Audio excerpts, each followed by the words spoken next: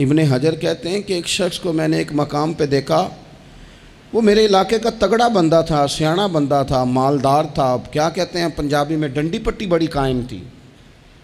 بڑا اس کا دبدبا تن تنا تھا۔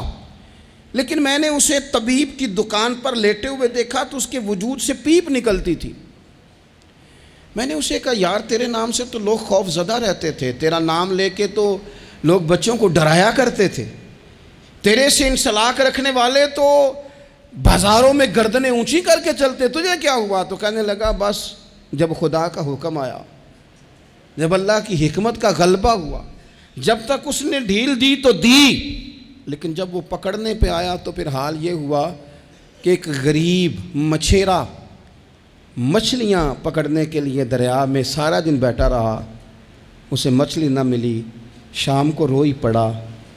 کہ مالک میرے تو بچوں کے پاس کھانے کو بھی کوئی شے نہیں۔ تو ایک مچھلی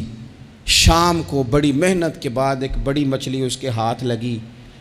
ان دنوں نہ مچھلیاں ملتی تھی نہ گوشت ملتا تھا، وہ بیچارہ ایک مچھلی لے کے جا رہا تھا اپنے گھر کی جانب، تو سامنے اسے میں آ گیا۔ جو طریقہ ہوتا ہے، کدھر لے کے جا رہے ہو، کہاں سے لی ہے؟ تو کہتے اس نے کہا صاحب مجھے پتہ ہے آپ مجھ سے چھین لیں گے، لیکن میرے بچے صبح سے بھوکے ہیں، یہی میرا روزگار ہے، آج مجھے کچھ نہیں میسر آیا، میں نے اس مچھلی کو لیا ہے، مجھے تو بیچنے کو بھی کچھ نہیں ملا، پتہ نہیں مجھے پکانی کس طرح ہے، تو یہ ایک مچھلی میرے بچوں کی خوراک بنے گی، کل لوٹ لینا، پرسوں لوٹ لینا، تمہارا تو کام ہی لوٹنا ہے، چلو کچھ دن کے لیے ہاتھ روک لو۔ کہتے ہیں اس نے جب یہ کہا تو میں نے ایک تھپڑ مارا اور اس آدمی سے مچھلی چھین کر میں نے اسے پکڑ کے گھر لا رہا تھا میں، اس مچھلی نے، حالانکہ مچھلیاں کاٹا نہیں کرتی، کہنے لگا اس مچھلی نے ناخن پر میرے پورے پر تھوڑا سا کاٹا ہے، اور میں نے کہا کوئی بات نہیں، مچھلی ذرا بڑی تھی، اس نے کاٹ لیا، میں نے تھوڑی سی پٹی باندھی اور گھر والوں کو کہا مچھلی پکا دیں، انہوں نے پکائی کھائی، کچھ پتہ ہی نہیں تھا، 2-4 دن گزرے ہیں تو زخم آگے بڑھنے لگا ہے۔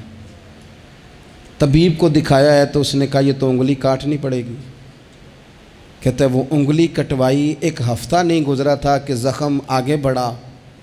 تو پھر وہ ہاتھ کی طرف بڑھا، تو میں نے جا کے دکھایا تو اس نے کہا ہاتھ بھی کاٹنا پڑے گا، سارا بازو کٹوا چکا ہوں، رات کو نیند نہیں آتی، ایک لقمہ پیٹ میں نہیں گزرتا، میرے بچے، میرے بھتیجے، میرے بھائی، میرے عزیز گلی گلی اس غریب کو ڈھونڈتے پھرتے ہیں جس کا نام بھی ہم کوئی نہیں جانتے، تھک گئے تلاش کر کر کے، خدا جانے کہاں چھپ گیا اللہ کی اتنی بڑی زمین میں، وہ ملتا نہیں، میں سو نہیں پاتا۔ کہنے لگے شیخ میرے لیے دعا کر دو، مجھے کچھ نہیں چاہیے، بس وہ مجھے مل جائے اور میں اس سے معافی لے لوں، بس وہ مجھے معاف کر دے، 2 جملے معاف، جیسے بھی ہوگا میں منا لوں گا، بندہ درکار ہے۔ ابن حجر نے لکھا ہے، کہتے ہیں وہ تڑپتا رہا، روتا رہا، آہوزاری کرتا رہا، میں نے بھی اس کے لیے دعا کی کہ اللہ کرے وہ شخص تجھے مل جائے۔ پھر کچھ دنوں کے بعد مجھے کسی نے بتایا کہ مر تو گیا ہے تڑپ کے، پر اس سے معافی کا موقع میسر نہیں آیا۔